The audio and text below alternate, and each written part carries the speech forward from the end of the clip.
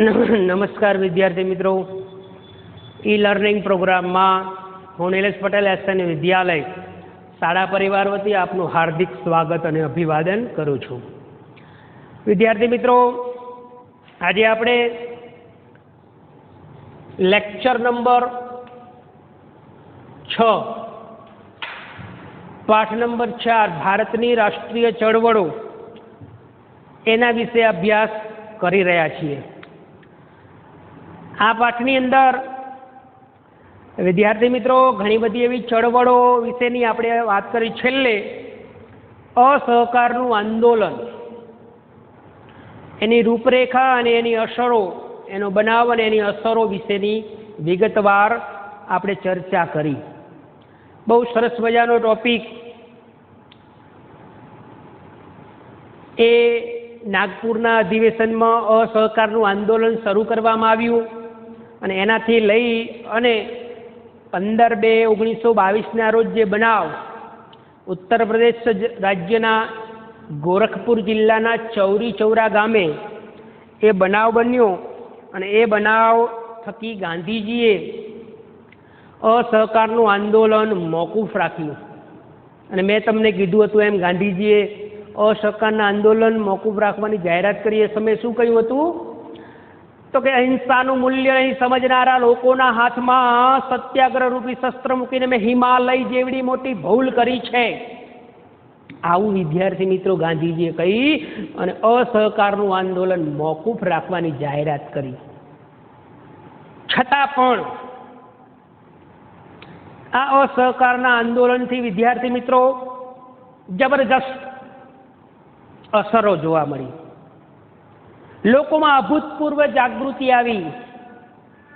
બધા વર્ગો જોડાયા, યુવાનો, સ્ત્રીઓ, વિદ્યાર્થીઓ, હિન્દુ મુસ્લિમ ભેગા મળી અને આંદોલન કર્યું. લોકોમાંથી લાઠીઓ, દંડા અને જેલનો ભય દૂર થયો.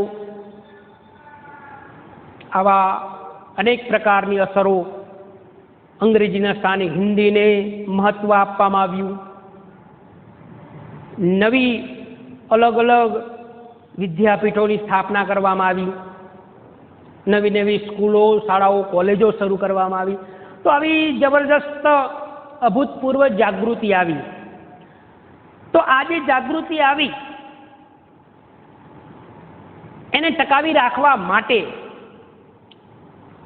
જાગૃતિ તો આવી જાય, તમને એક વખત એવું થઈ જાય કે આપણે પહેલો નંબર લાવવો છે, 1-2 દિવસ, અઠવાડિયું એવું લાગે, પણ એને ટકાવી રાખવું વિદ્યાર્થી મિત્રો મુશ્કેલ છે. એટલે લોકોમાં આઝાદી પ્રત્યેની શ્રદ્ધા, અડગ વિશ્વાસ, જાગૃતિ આવી ગઈ હતી, પરંતુ એને ટકાવી રાખવા માટે હવે એક નવો પક્ષ સ્થાપવામાં આવ્યો અને આજે એ પક્ષ વિશે આપણે અભ્યાસ કરવાનો છે વિદ્યાર્થી મિત્રો. જે પક્ષ સ્થાપવામાં આવ્યો, સ્વરાજ્ય પક્ષ. કયો પક્ષ સ્થાપવામાં આવ્યો? સ્વરાજ્ય પક્ષ.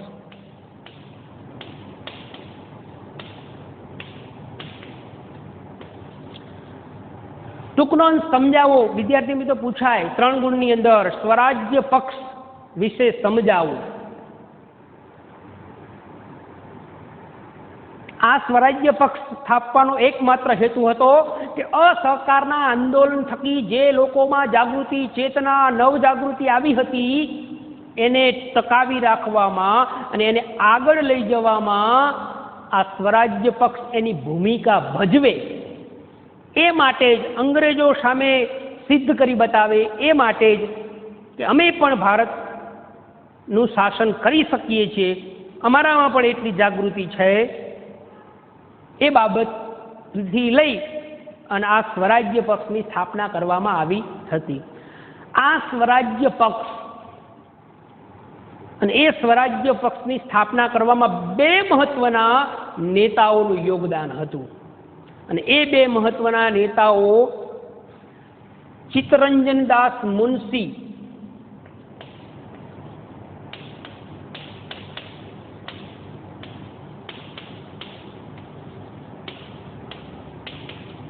અને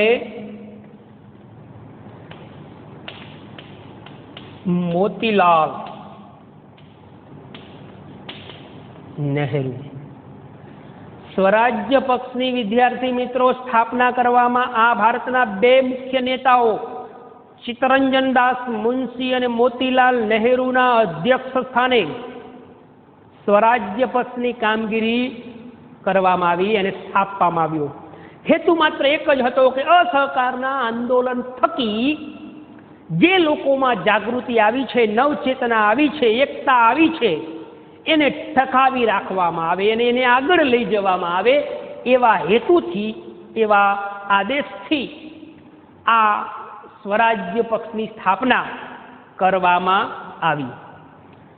તો વિદ્યાર્થી મિત્રો, સ્વરાજ્ય પક્ષનો હેતુ, એનો ઉદ્દેશ હતો ધારાસભાઓમાં પ્રવેશી ચૂંટણીઓ લડી અને ધારાસભાઓમાં જીતી અને એ અંગ્રેજોની જે પ્રણાલી છે, અંગ્રેજોની સરકાર ચલાવવાની જે પરંપરા છે, એ સરકારની નીતિ રીતિ છે, એનો જબરજસ્ત વિરોધ કરવો.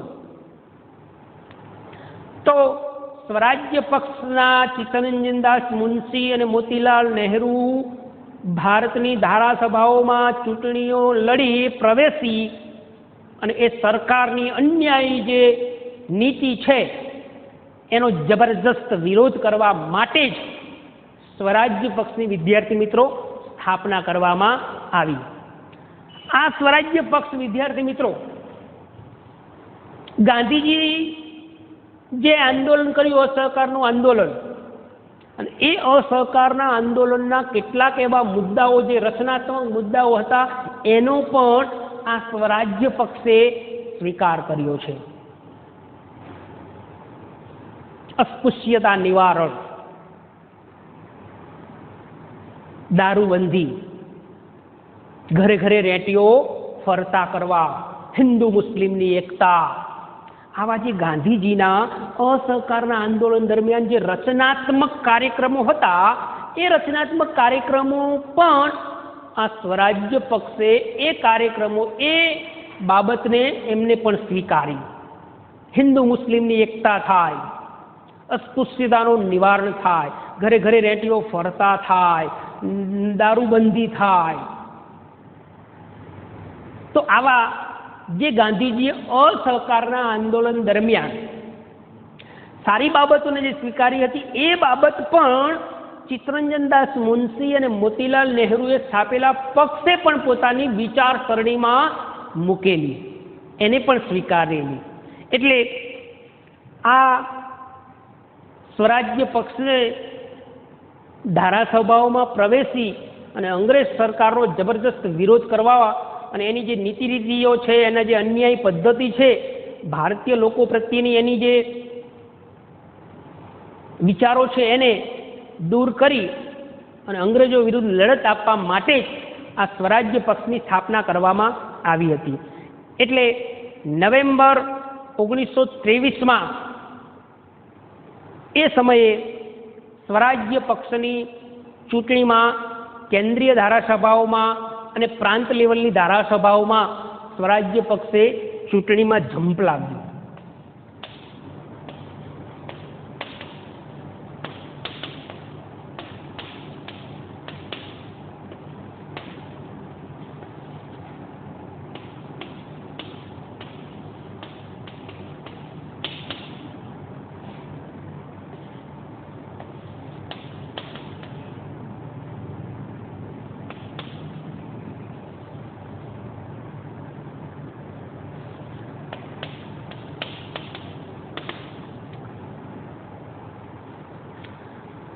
નવેમ્બર 1923ની એ પ્રથમ ચૂંટણીમાં સ્વરાજ્ય પક્ષે કેન્દ્રીય ધારાસભામાં દિલ્હીની અંદર અને પ્રાંતીય રાજ્ય લેવલની ધારાસભાઓમાં સૌપ્રથમ ચૂંટણીમાં એમને ઝંપલાવ્યું, ચૂંટણીમાં જોડાયા.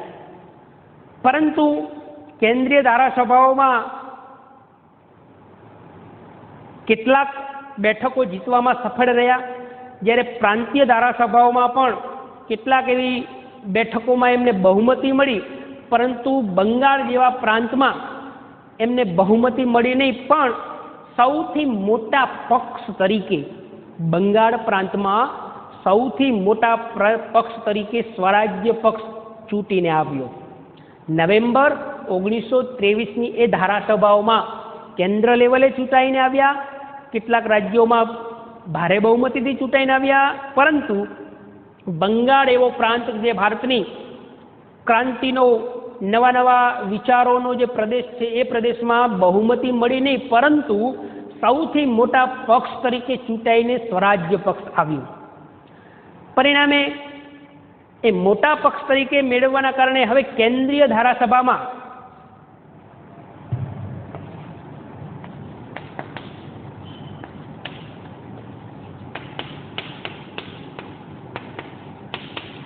સ્વરાજ્ય પક્ષનું નેતૃત્વ મોતીલાલ નહેરુ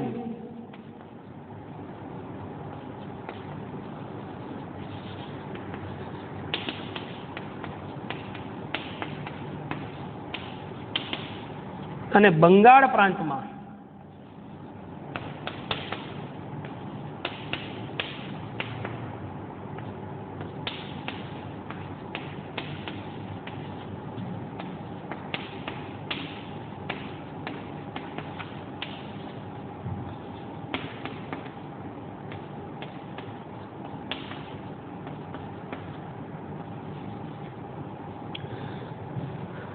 ચિત્તરંજન દાસ મુનશી અને મોતીલાલ નહેરુએ 1923ની ચૂંટણી બાદ બંને અલગ અલગ નેતૃત્વ સ્વરાજ્ય પક્ષનું સ્વીકાર્યું અને એના થકી જ આ સ્વરાજ્ય પક્ષને આગળ લઈ જવા માટે બંને નેતાઓએ અલગ અલગ નેતૃત્વ સ્વીકાર્યું, જેમાં કેન્દ્રીય ધારાસભાઓમાં ચૂંટાઈને આવ્યા બાદ મોતીલાલ નહેરુએ તેને આગળ લઈ જવામાં કેન્દ્રીય ધારાસભામાં મોતીલાલ નહેરુ, જ્યારે બંગાળ પ્રાંતમાં ચિત્તરંજન દાસ મુનશીને સ્વરાજ્ય પક્ષના નેતા તરીકે મૂકવામાં આવ્યા અને એને ચૂંટવામાં આવ્યા.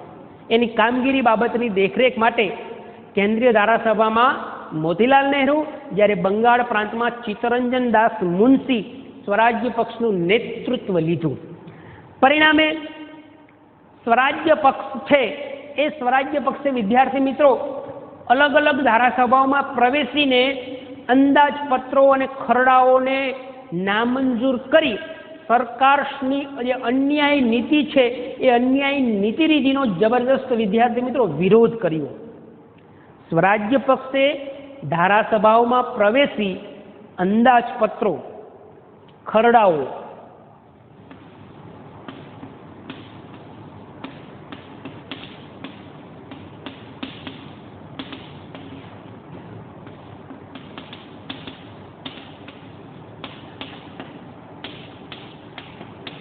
આ અંદાજપત્ર અને ખરડા જેને આપણે આજે પણ તમે વિદ્યાર્થી મિત્રો અંદાજપત્રો અને ખરડાઓ રજૂ થાય છે, એ પછી પંચાયતમાં હોય તો ભલે, તાલુકા પંચાયત હોય, જિલ્લા પંચાયત હોય, ગુજરાત હોય, દેશ લેવલે હોય કે પછી સંયુક્ત રાષ્ટ્ર હોય, એમાં પણ અંદાજપત્ર રજૂ થાય, ખરડાઓ રજૂ થાય, જેને શું કહેવાય, એક પ્રકારનું વર્ષનું આયોજન રજૂ કરવામાં આવે, નાણાકીય, અહીંયા આટલા રૂપિયા ફાળવાશે, અહીંયા આટલા ફાળવાશે, આ બધી બાબત છે એને અંદાજપત્ર કહેવાય અને ખરડાઓ કહેવાય.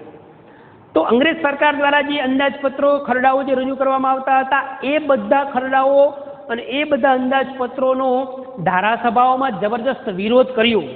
અને સ્વરાજ્ય પક્ષે ચિત્તરંજન દાસ મુનશી અને મોતીલાલ નહેરુના અધ્યક્ષ સ્થાને આ સ્વરાજ્ય પક્ષે જબરજસ્ત વિદ્યાર્થી મિત્રો વિરોધ કર્યો. પરિણામે સરકારની જે આ અન્યાયી અયોગ્ય જે રીત રસમો છે અંદાજપત્રો અને ખરડાઓનો ધારાસભાઓમાં પ્રવેશી સરકાર સામે એ અન્યાયી નીતિરીતિનો જબરજસ્ત વિરોધ કર્યો અને પરિણામ ઘણું બધું જબરજસ્ત આવ્યું અને એના જ પરિણામ જે વિરોધ કરવાની અન્યાયી પદ્ધતિનો જે વિરોધ જબરજસ્ત થયો અને એના કારણે સ્વરાજ્ય પક્ષની કામગીરીના કારણે જ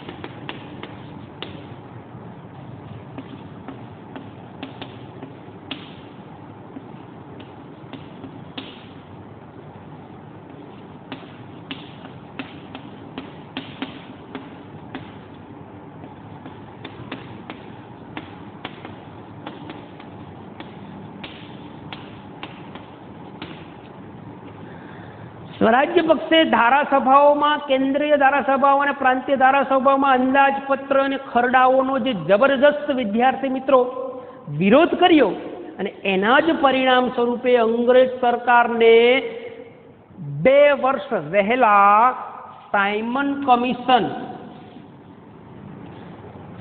વહેલું નીમવું પડ્યું. સાયમન કમિશન 2 વર્ષ વહેલું નીમવું પડ્યું. 1929માં આ સાયમન કમિશન બનાવવામાં હતું. એનો હેતુ હતો કે ભારતના લોકોને શું શું જરૂરિયાત છે, કેવા પ્રકારની જરૂરિયાત છે, એમાં ફેરફારને અવકાશ છે, એ બાબતનો અભ્યાસ કરવા માટે દર 10 વર્ષે એક કમિશન બેસાડવામાં આવતું હતું અંગ્રેજ સરકાર દ્વારા. તો 1929માં સાયમન કમિશન નીમવાનું હતું, પરંતુ સ્વરાજ્ય પક્ષની જબરજસ્ત કામગીરીના કારણે સરકારને 2 વર્ષ વહેલું એટલે કે 1927માં આ સાયમન કમિશન બનાવવું પડ્યું. સાયમન કમિશન વિશે આપણે વિગતવાર 5મા પાઠની અંદર અભ્યાસ કરીશું. આ સાયમન કમિશનનો પણ જબરજસ્ત વિદ્યાર્થી મિત્રો ભારતના લોકોએ વિરોધ કર્યો. એ આપણે 5મા પાઠમાં ભારત આઝાદી તરફ પ્રયાણ એ 5મા પાઠ વિશે આપણે ભણીશું. ત્યારે આનો આપણે સંપૂર્ણ વિગતવાર સાયમન કમિશન વિશે અભ્યાસ કરીશું. ખેર, જવા દો. અત્યારે આપણે આ સ્વરાજ્ય પક્ષની જે કામગીરી છે એનો જ જબરજસ્ત વિરોધના પરિણામ સ્વરૂપે અંગ્રેજ સરકારને આ સાયમન કમિશન 2 વર્ષ વહેલું નીમવું પડ્યું. સાયમન કમિશન વહેલા નીમવાના પરિણામ સ્વરૂપે સ્વરાજ્ય પક્ષની જે કામગીરી છે એ કામગીરીના ભાગરૂપે ભારતની અંદર જબરજસ્ત સ્વરાજ્ય પક્ષની પકડ બની ગઈ. એની કામગીરી, એની શિસ્તબદ્ધ પ્રણાલી અને એ શિસ્તબદ્ધ પ્રણાલીના પરિણામ સ્વરૂપે જ ઘણા બધા એવા ઊંચી સંસદીય પ્રણાલીને અનુસરીને જ ઘણા બધા એવા લોકો આ સ્વરાજ્ય પક્ષ તરફ આકર્ષાયા. એટલે કે સ્વરાજ્ય પક્ષે ધારાસભાઓમાં શિસ્તબદ્ધ કામગીરી ભજવી અને ઊંચી સંસદીય પ્રણાલી. સંસદ એ ભારતની સૌથી ટોચની સંસ્થા છે, તમે જાણો છો વિદ્યાર્થી મિત્રો. અને એ સંસદની અંદર વ્યવસ્થિત પ્રકારનું આયોજન થાય, લોકોના પ્રશ્નોની વાચા આપવામાં આવે.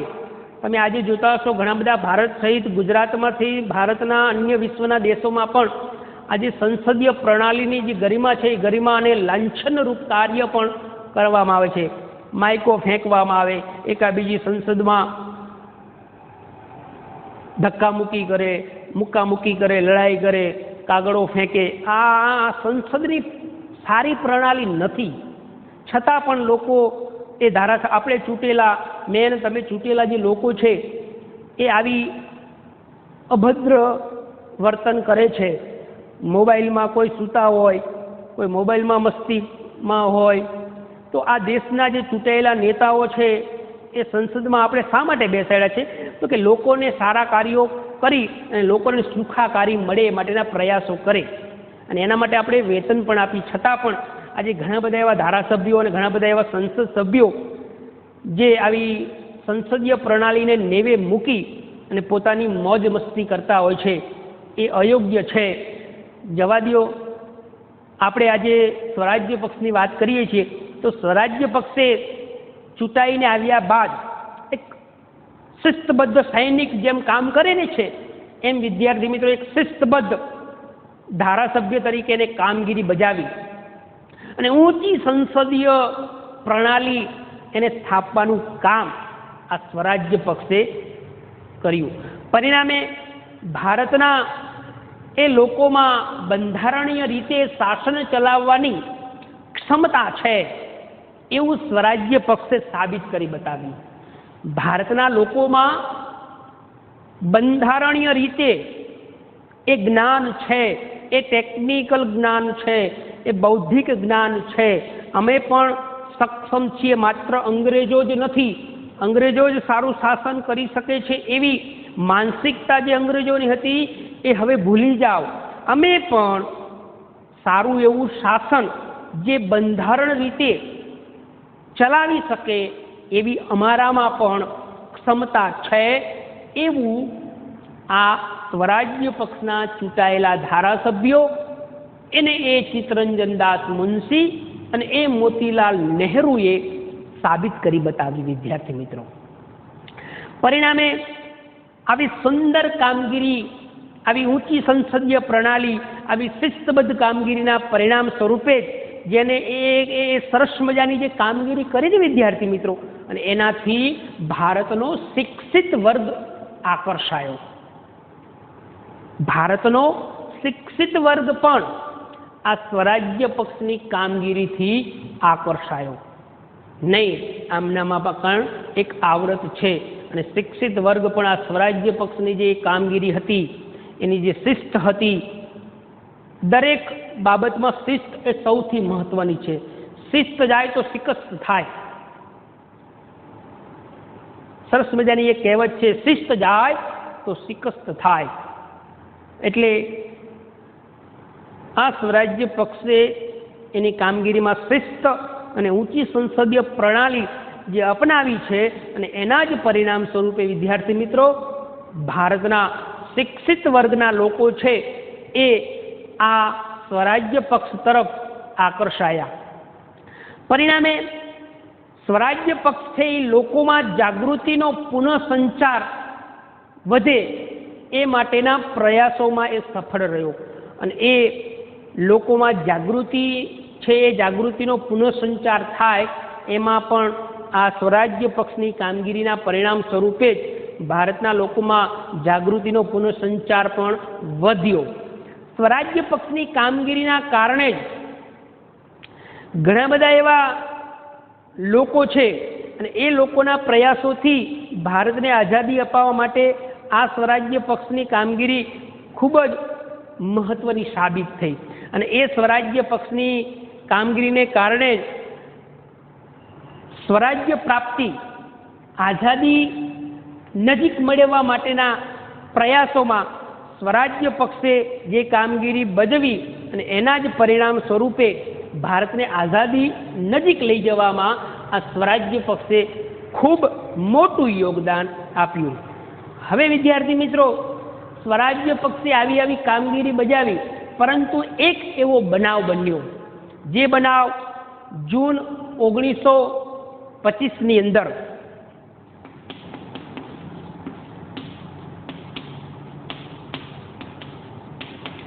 જૂન 1925માં ચિત્તરંજન દાસ મુનશીનું અવસાન થયું.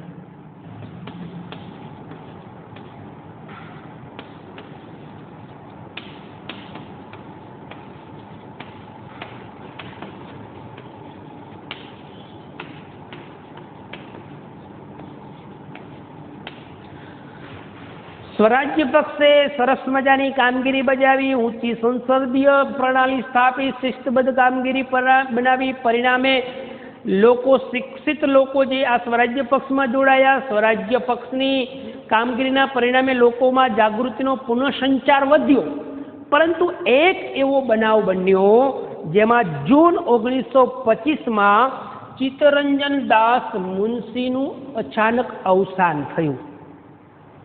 ચિત્તરંજન દાસ મુનશીનું અવસાન થતાં એ વખતની ચૂંટણીઓમાં કેટલાક પક્ષો છે એ અલગ અલગ બાબતો હતી. એ અવસાન પછી સ્વરાજ્ય પક્ષના કેટલાક ધારાસભ્યો હતા, એ ધારાસભ્યોએ અંગ્રેજોને સાથ આપ્યો. કારણ કે એક યોગ્ય નેતૃત્વ હતું, એ નેતૃત્વ હવે પૂરું થયું, એનું અસ્તિત્વ મીટી ગયું હતું. એટલે સ્વરાજ્ય પક્ષની જે પ્રતિષ્ઠા હતી ધીરે ધીરે ઘટવા લાગી. ચિત્તરંજન દાસ મુનશીનું અવસાન થતાં સ્વરાજ્ય પક્ષની પ્રતિષ્ઠા ઘટવા લાગી. પરિણામે કેટલાક એવા ધારાસભ્યોએ અંગ્રેજોને સાથ આપ્યો. જ્યારે કેટલાક એવા ધારાસભ્યો હતા એને ચિત્તરંજન દાસ મુનશીના અવસાન પછી નવો પક્ષ નેશનલ પાર્ટી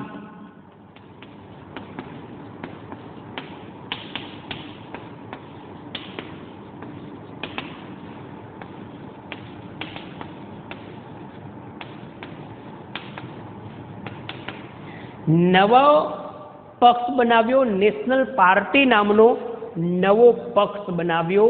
કારણ કે ચિત્તરંજન દાસ મુનશીનું અવસાન થતાં સ્વરાજ્ય પક્ષની પ્રતિષ્ઠા ધીરે ધીરે ઘટવા લાગી અને કેટલાક ધારાસભ્યોએ અંગ્રેજોને સાથ આપ્યો, જેમાંના કેટલાક ધારાસભ્યોએ નવો પક્ષ સ્થાપ્યો.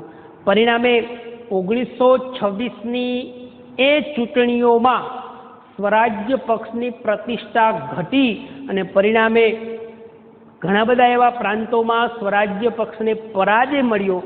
માત્ર બંગાળ એવા પ્રાંતમાં થોડી ઘણી એવી સીટો આવી, જેનાથી આ સ્વરાજ્ય પક્ષની પ્રતિષ્ઠા ઘટી. પરંતુ આ સ્વરાજ્ય પક્ષની કામગીરી અને એ કામગીરીના પરિણામ સ્વરૂપે જ નેશનલ પાર્ટી નામનો ઊંચી સંસદીય પ્રણાલિકાઓ સ્થપાવી, લોકોમાં નવજાગૃતિનો સંચાર વધ્યો અને એ પરિણામ સ્વરૂપે ભારતને આઝાદી અપાવવામાં સ્વરાજ્ય પક્ષની કામગીરીના પરિણામ સ્વરૂપે આઝાદી નજીક લાવવામાં સ્વરાજ્ય પક્ષની ખૂબ મોટી કામગીરી હતી. પરંતુ આ સ્વરાજ્ય પક્ષની બે લોકો દ્વારા ટીકાઓ કરવામાં આવી.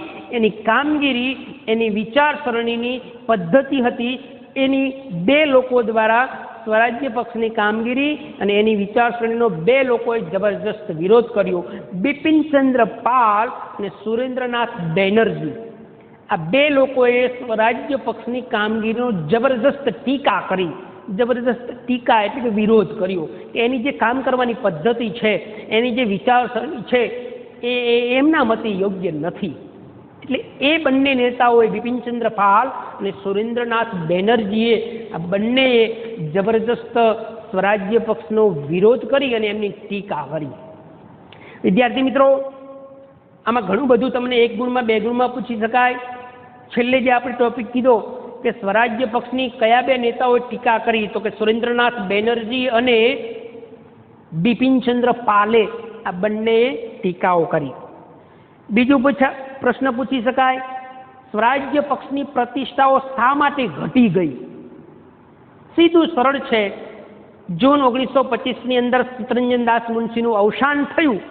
પરિણામે કેટલાક ધારાસભ્યો અંગ્રેજોને સાથ આપ્યો અને કેટલાક ધારાસભ્યોએ નવો નેશનલ પાર્ટી નામનો પક્ષ સ્થાપવાના કારણે સ્વરાજ્ય પક્ષની પ્રતિષ્ઠા ઘટી ગઈ.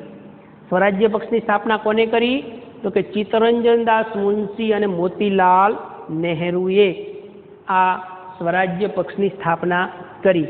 એટલે વિદ્યાર્થી મિત્રો, આજે આપણે આ ટોપિક છેલ્લો, સ્વરાજ્ય પક્ષ, એની ઊંચી કામગીરી, ઊંચી શિસ્તબદ્ધ પ્રણાલી, ઊંચી સંસદીય ગરિમા અને કેન્દ્રીય ધારાસભામાં પ્રશ્ન પૂછાય તો કે કેન્દ્રીય ધારાસભામાં નેતૃત્વ સ્વરાજ્ય પક્ષને કોને લીધું? તો કે મોતીલાલ નહેરુ. અને બંગાળ પ્રાંતમાં ચિત્તરંજન દાસ મુનશી એનું નેતૃત્વ લીધું. તો આજે આ છેલ્લો ટોપિક સ્વરાજ્ય પક્ષ. વિદ્યાર્થી મિત્રો, આજે આપણે આ ચોથું પાઠ, ચોથું પ્રકરણ, ભારતની રાષ્ટ્રીય ચળવળો, એમાંની છેલ્લી ચળવળ સ્વરાજ્ય પક્ષ વિશે વાત કરી, અહીં પ્રકરણ પૂર્ણ કરીએ છીએ. તમે આનું વારંવાર રિવિઝન કરતા રહેશો. સરકાર દ્વારા જ્યારે પણ સ્કૂલ ખુલે ત્યારે આપણે એને ફરી પાછું એક વખત રિવિઝન કરાવી દઈશું. છતાં પણ તમે એનું વિગતવાર અભ્યાસ કરી લેખન કાર્ય જરૂર રાખશો અને વાંચન પણ રાખશો, એવી હું આપની પાસે અપેક્ષા રાખું છું. એક નવા ચેપ્ટર સાથે, એક નવા વિષય સાથે ફરી પાછા આપણે મળીશું. ત્યાં સુધી હું આપની રજા લઉં છું. જય હિન્દ, જય ભારત.